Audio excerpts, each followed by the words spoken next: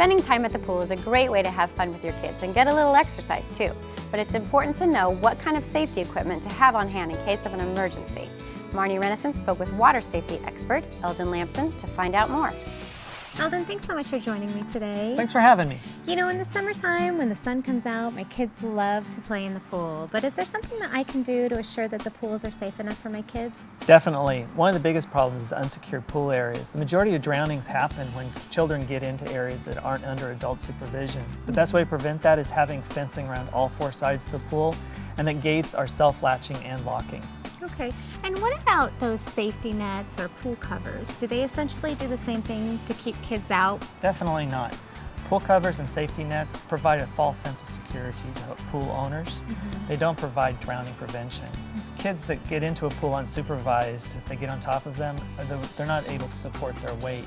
The only kind of pool cover that really gives that type of protection is the more expensive kind that comes out on rails. Okay, so it sounds like if you are responsible for a pool, if you manage one or own one yourself, it's your responsibility to make sure that kids can't get in. Yes, it's both your legal and ethical responsibility. Pool owners need to consult with their local law enforcement to make sure that they're meeting the codes that they need to. But considering how easy it is to install effective pool safety devices, there's really no reason not to. It's far less costly than coping with a drowning. So what if one side of the pool is accessible from the house? Well, it's always best to have the pool surrounded on all four sides by a fence, but sometimes if the house is that fourth side, it's really important that all the doors and windows have alarms on them so it can always be noticed that there's somebody entering the pool area. But when it comes down to it, a four-sided fence that completely secures the area is best. Is there any other equipment that is necessary? Yeah, additional equipment that's necessary in the pool deck are things that you can use for a rescue. Things that you can reach out with, like a shepherd's crook, are really important to have, and also something you can throw with, like a ring buoy with the rope attached.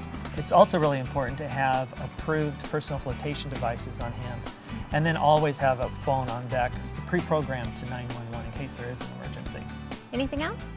Yeah, it's really important that any chairs or things that can be climbed on that are around the fencing be moved away so that kids can't access the pool with those. That's some really great, potentially life-saving information. Here's 3 things that really stood out to me. Number 1, restrict pool access by 4-sided fencing, self-latching and locked gates. Number 2, don't rely on pool alarms, pool covers, or safety nets. And number 3, keep rescue equipment and a phone poolside in case of an emergency. Now that you know the right safety equipment to have at the pool, don't delay. Get out there and install it right away.